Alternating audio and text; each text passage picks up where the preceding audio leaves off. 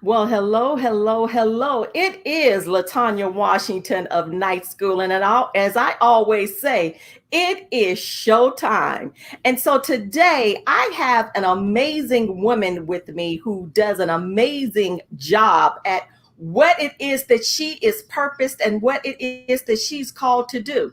And her name is Cris Sample. And I am so excited that she said that she would be a part of night school with us on this evening here in Southern California. That's where I am. But she's on the mountain coast. She's on Mountain Standard Time. And so today we're going to have a conversation and we're going to talk about why every business needs customer success within their organization. Because as I always say, Cris, without the customer, there is absolutely no business. And so we're going to talk about it this afternoon. And I am so super duper excited that she is here. So we're going to talk about it, Cris.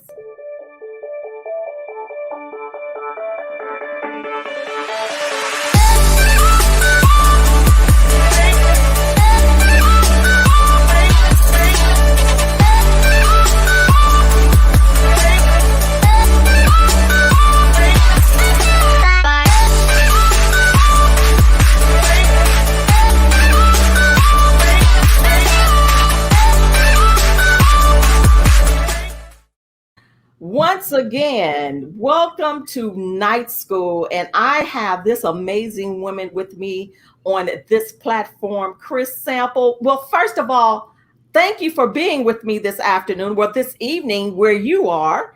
And I'm so excited that you are here. How are you feeling, first and foremost? I'm really, really excited. I am just incredibly blessed to be able to do what I love, and that's talk customer success and share my passion with other business owners or customer success professionals that can help transform their customers into customers for life. Into customers for life. That is major right there. Hey, Sherry. Greetings, ladies, and greetings to you too. Good to see you. Good to see you. And so that is amazing because as we were talking prior to this, Cris, and I want you to share so much about this thing called customer success, because a lot of times companies go into a thing and they forget about the consumer, whether it is your consumer, whether it is your client, whether it is your customer, whoever that individual is. And so I wanted us to talk about this and have this conversation because it has to lead from the forefront opposed to the back. And so share with us a little bit. Well, first of all, tell me your definition of customer success. Ooh, that's a good one. So my definition of customer success is giving your customers a voice in your product, right? Ensuring that they are successful with whatever it is you're offering. If it's a service, ensuring that they're successful with it. Are they getting what they expected out of what you initially told them in the sales cycle? What does that look like? So really, customer success is about ensuring that my customer is utilizing every aspect of the product or service I'm offering. Yeah, and that's major. And so, and as we were saying before, and you know what, we're big on sales. As a company, everybody wants sales. Everybody wants more customers. You need it to survive within your business.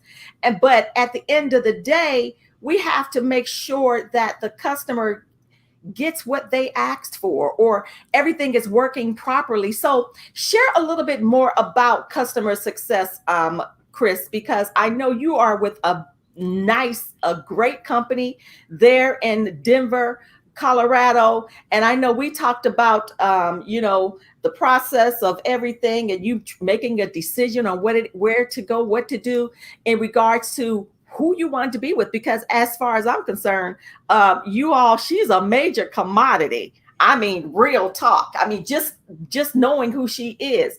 And so share a little bit with our people who are in business for themselves about learning more about the customer success, the process.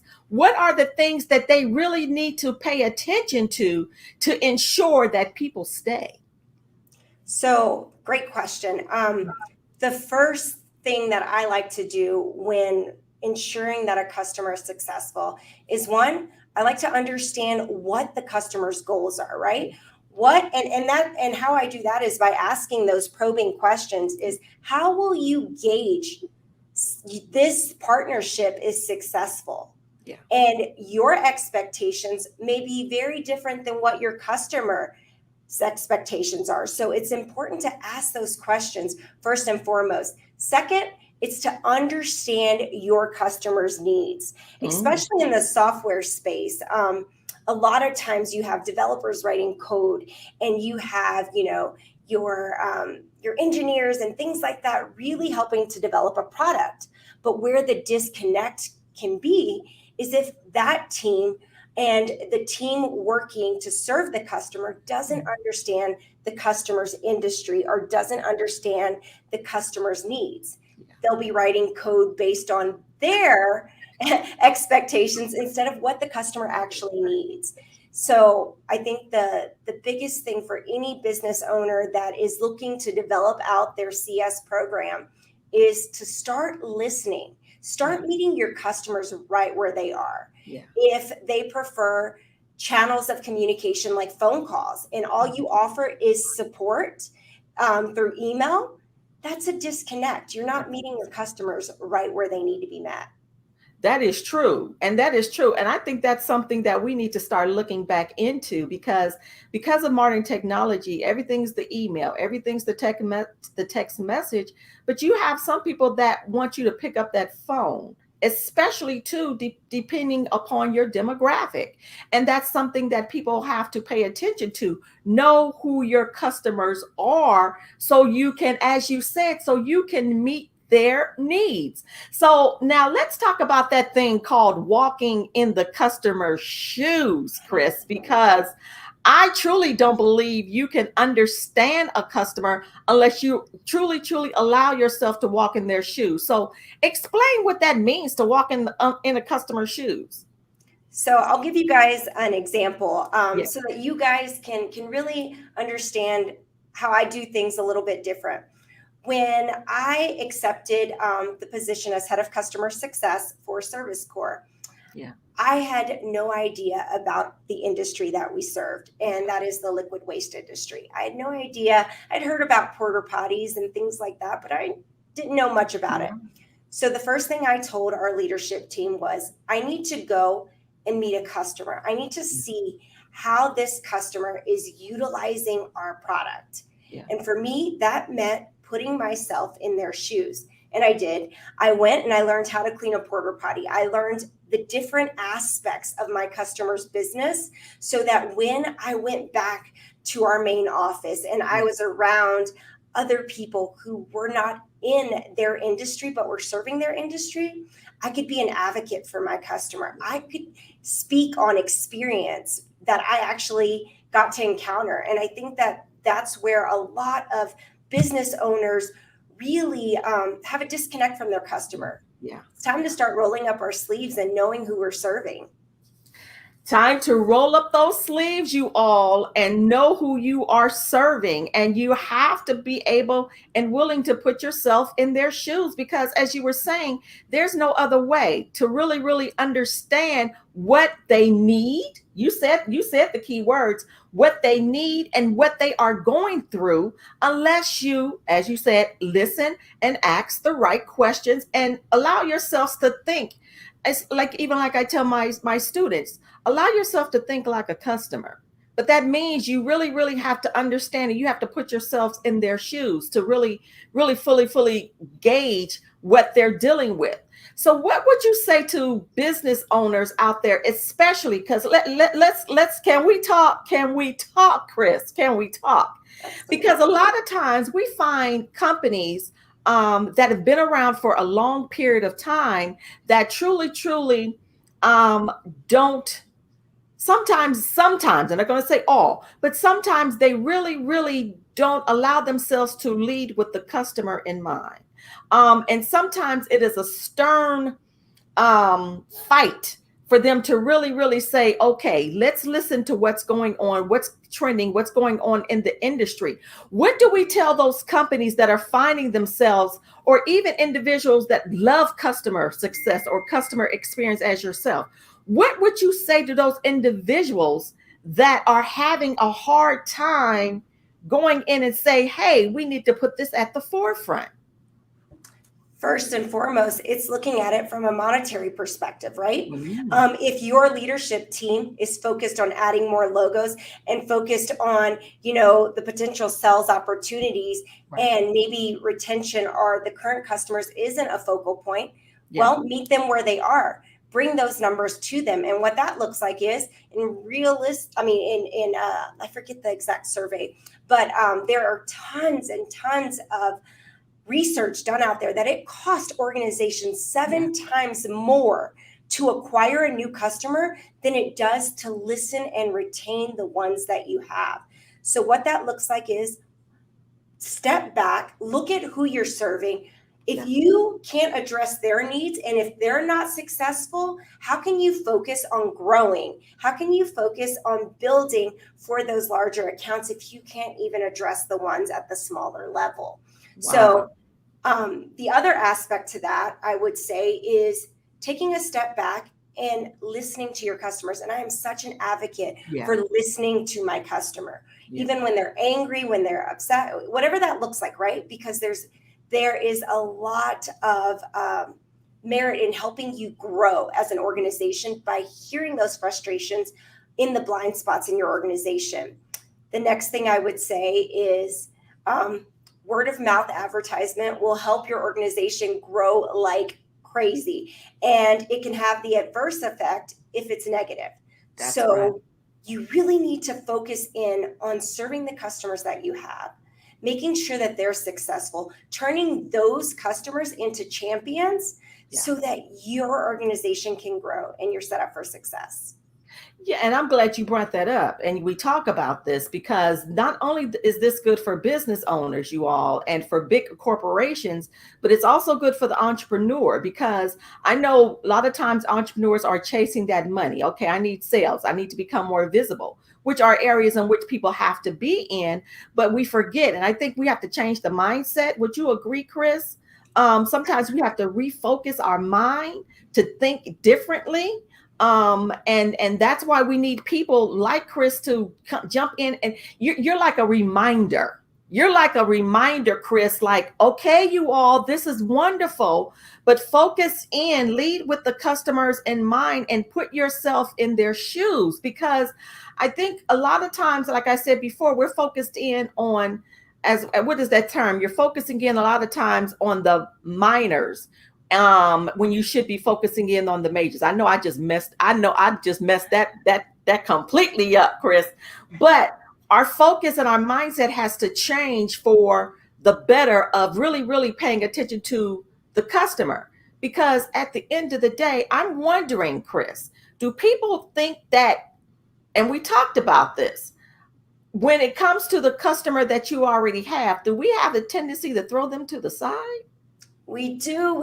And that is where it is so important to have an internal team that understands your customer, that understands what their needs are, that wants to be there for them. And I always tell any organization that I join, it's a part of being an extension to my customer's team. They should feel like I am a resource. And what that looks like is I need to understand where their missed opportunities are. Are they using our product right? Are they, have I seen something on an enterprise account that's going to help this smaller SMB?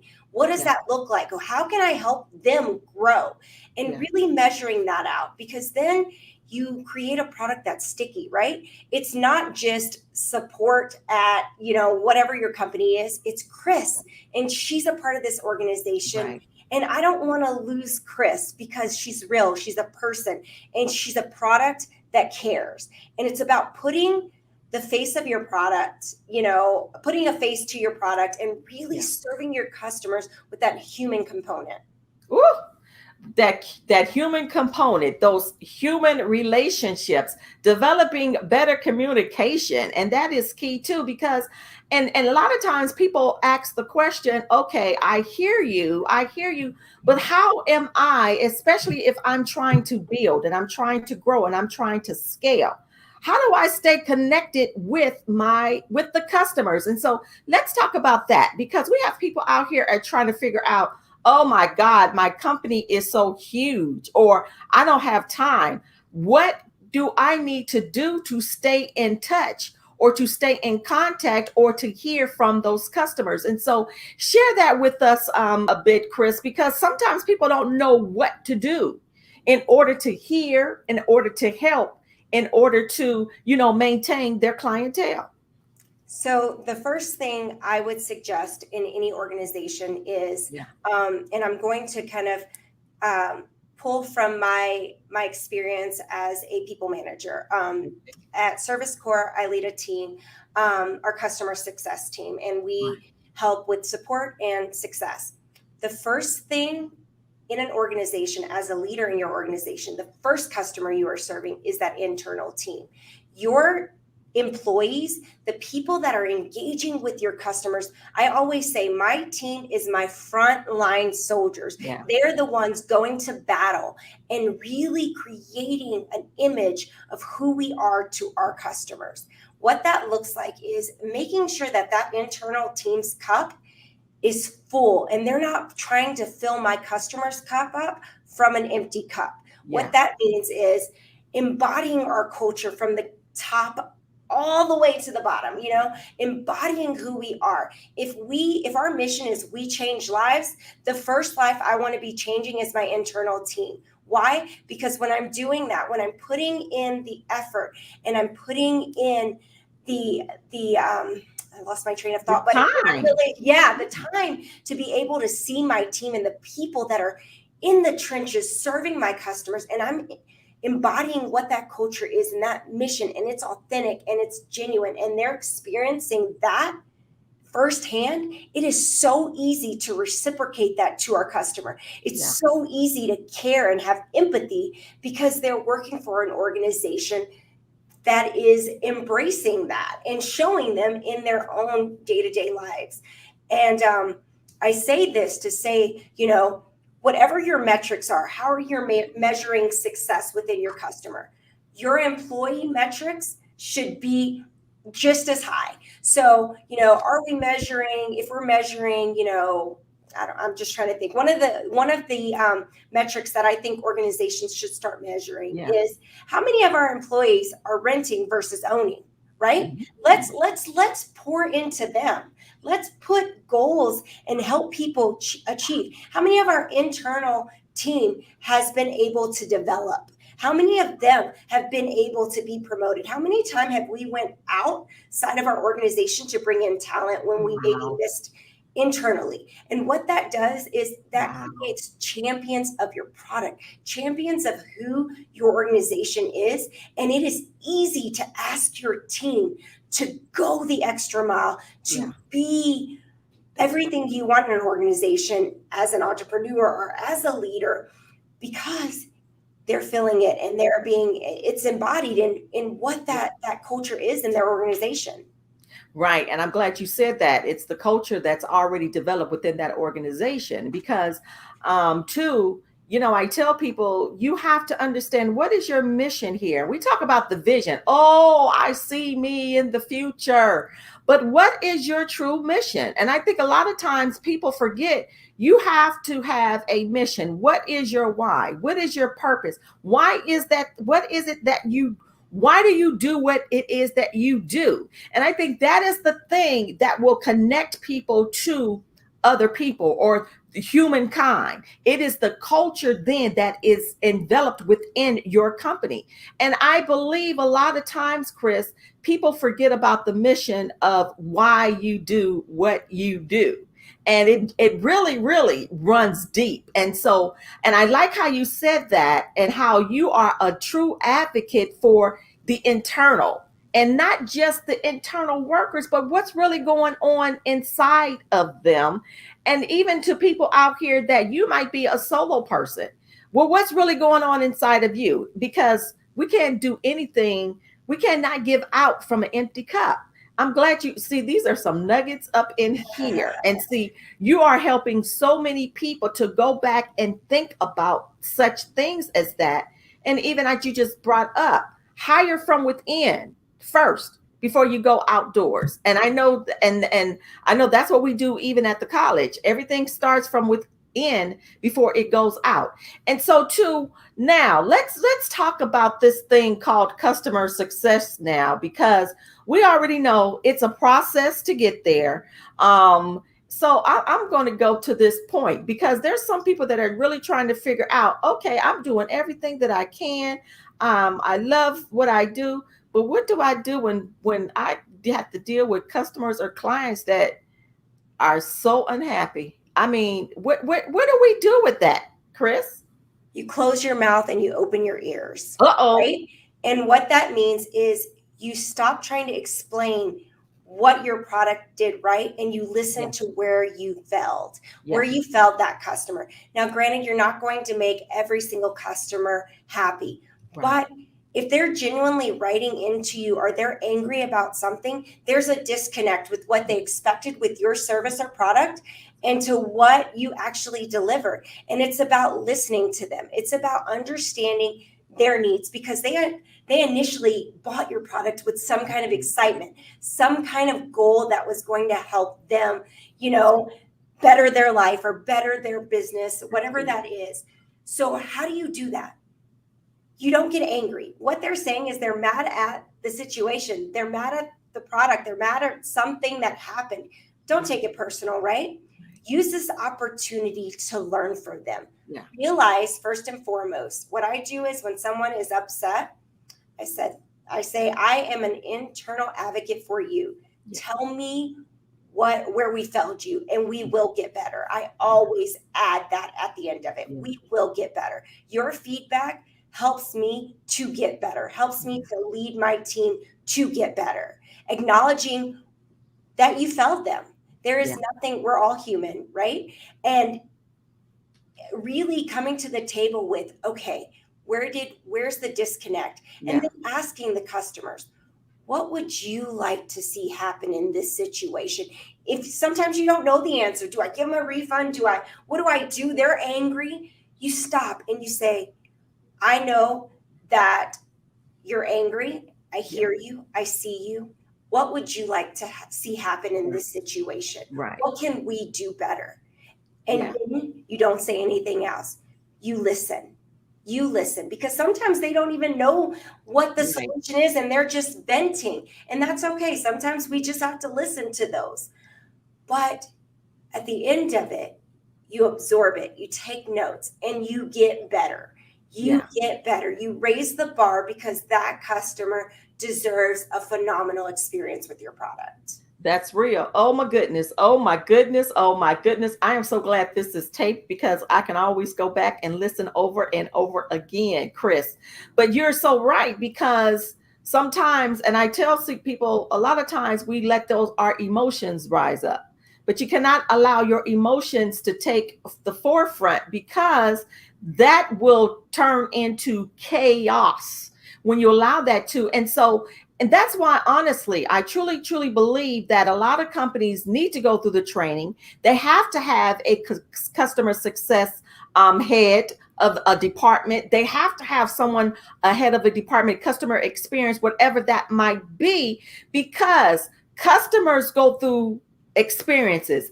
They go through journeys, that's my thing, that customer journey thing, but they go through the process of it all. And we have to be able, as you said, being able to listen without having any form of defense, because sometimes our defense walls go up. I'm like, oh, I don't know, it wasn't my company, that you did that.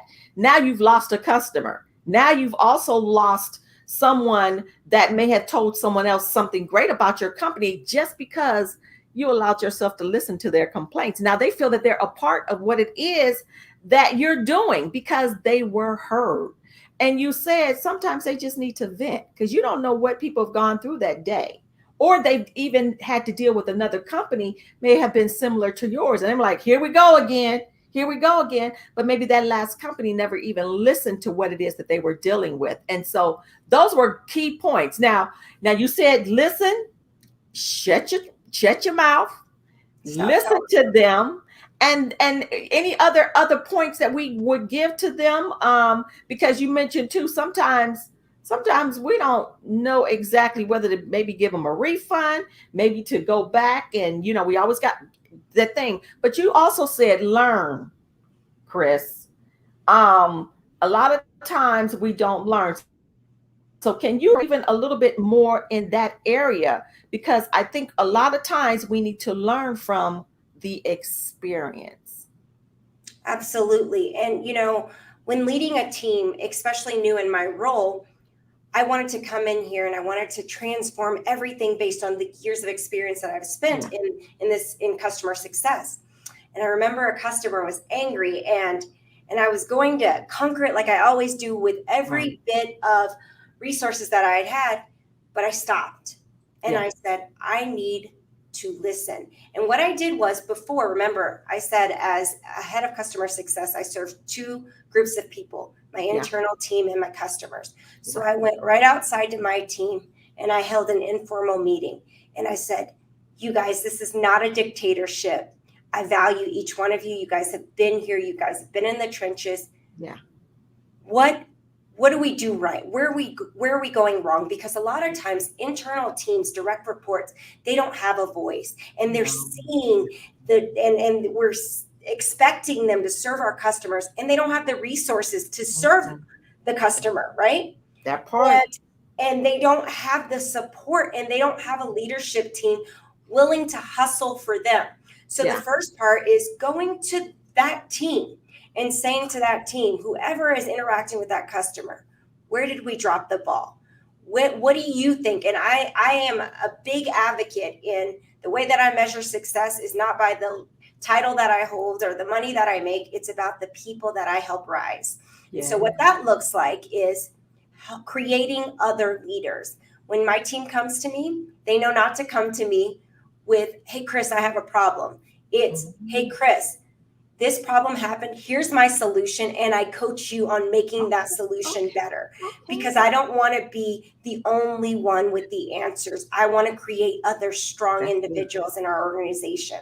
So That's what that right. looks like is equipping my team, listening to, the team member that may have been dealing with that specific customer. Like, this person notoriously writes in, okay, well, what do you think should happen? Yeah. Hearing both my internal team and also my customer's perspective, so I Yes. know how not to just put a band-aid on this, but to dig in deep and fix Yeah. the problem at the root. Yeah. Wow. See, now that's deep. That part. So you literally allow other people that are on the team to also have a voice, opposed to saying, okay, this is what you do. Because what you did, Cris, and what you are doing, this is commendable, because you also are allowing them to have a voice. And now they really truly feel that they are a part of making, being a part of the decision making. And so, wow, that thing right there not only allows people on the external area, but also internally to have a voice to make things better. That's what customer success is all about, both internally and externally. I mean, kudos to Service Thank Corps. you. Kudos to Service Corps for hiring her, because she is simply amazing. She's an amazing woman. And so as we close out this afternoon, I'm getting messages. I don't know, they are inboxing me talking about, woo, this is amazing. But before we leave here this afternoon, Cris, or this evening, they're on Mountain Standard Time. Um, give your final thoughts to encourage people that are trying to figure out, oh my God, how do I get through this thing of really, really learning to lead, to listen to the customer? Give them a bit of encouragement or pointers on what it is that they can do so they can take this information and grow. Absolutely. So realize, one, you can't conquer it by yourself. You Yeah. can't, right? You are only as strong as the team that you have, in your corner. And what I like to do is on my wall behind me, you guys can probably see it, but it's Yeah. hustle, Let's grind, go. and hustle, grind, and execute. In Yeah. my office, I have two pictures. I have a picture of a pair of eyeglasses and a Yeah. pair of shoes.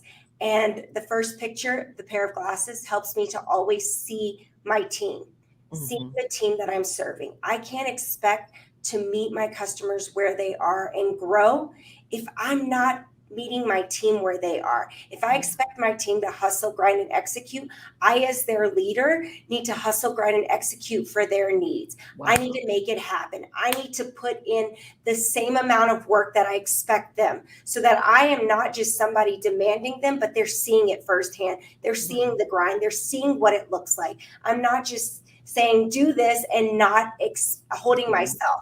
The Yeah. second part is tell your team to hold you accountable. Hold you Mm-hmm. accountable to, like you hold your internal team to retention and preventing churn and things like that.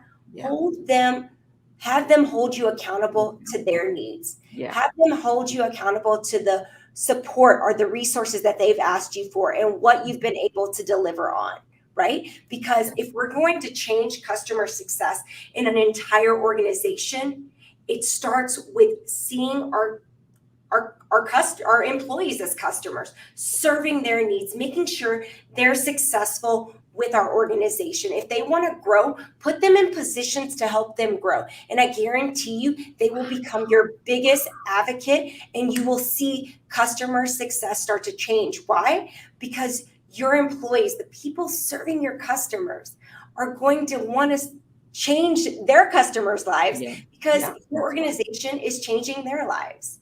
And Wow. second, it's to always, I think that was second, but my big point is to always be a person, a leader in an organization that sees people. At the end of the day, if you're people management, whether it's seeing your customer, whether it's seeing, a colleague or whatever that looks like, it's putting yourself in their shoes, always attacking the problem and not the person. Oh, this user is dumb. They're not, this customer's so frustrated. No, the situation's frustrating. It's How the can we find a situation. solution? Where are we not providing resources so that this customer feels like they are supported with our product? Why is this, before you let someone on your team go, have you set them up for success? Wow. Before you go and measure them, measure yourself as a leader. Reflect on yourself. Reflect on how are you speaking to your internal team, but expecting them to speak to your customers a completely different way. Exactly. You Yeah. set the tone as the leader. Woo. Woo-wee. You set the tone, you all. You set the tone as the leader. You set the tone as the individual that is putting the customer, the client, the consumer ahead and front. Regardless of the sales, regardless of the marketing, regardless of all of it, you always want to lead with a customer focused initiative. And when we do that, Cris, we are ahead of the game. And I am glad you came on this show today because you gave us information from different perspectives that people can now take and say, okay, now I need to listen to my customers. Now I need to listen to the people that are working for me. Now I need to just sit back, not allow my emotions to jump into the ball game and pay attention. And it's not that you, like you were just saying at the end, it's not always the customer that didn't know what they're doing. It could simply be the situation. And that is so true. Right. Sherry said, if the leader is broken, the team is broken. Yes, that is so. Oh, Lord, that's another conversation. That's another conversation, girl. But it is so true. So we have to go in being ready. And as you said, working on ourselves internally, allowing the internal people within the company to have a say in what it is that they do, and then we are better able to lead. And the Oh, final thing is pulling up a chair when you are changing the customer's experience. pull up a chair and leave it empty. That's your customer's chair. Think about how their experience matters with whatever organizational change you're making. How does this impact them? If I was in their shoes, how does this change, this release, this update, this structural change impact their business, their experience? And always remember who you're serving. So hopefully that was good. That's good. That's some good. Them some nuggets. I'm telling you, I'm gonna go back and remind myself every single time, because it's always something. Every day, people are faced with so many things. But when we lead and think about things, as you just said, with your personality that is so bubbly, but when it comes to making sure you are leading, effectively, oh, you come with it, Cris. That's for sure. And so, thank you once again for being a part of Night School. I so appreciate you. And I am so glad of modern technology, because first you were on the East Coast, now you're on Mountain Standard Time. I'm here on the West Coast. We met on Clubhouse and we are still connected. Yes. I'm trying to move my way around the whole US so I can help organizations become more customer centric. And people need that. And so many people need that, because you have people in positions that are not ready, and they too need to learn. They need to learn from people that can really, really help guide them through the process of saying, oh, okay, I need help. And you know what? And it's so amazing. And so, to you all, thank you all so much for being a part of Night School. You all are so appreciated. We just truly, truly respect what you all have going on. We respect the fact that you took out time to stay with us on this afternoon or this evening. And so, kudos to each and every one of you. Cris, once again, thank you so much for your nuggets, for your inspiration, for your education. I appreciate you so much. So, you all, we'll see you once again next week. I always say, showtime here on Night School.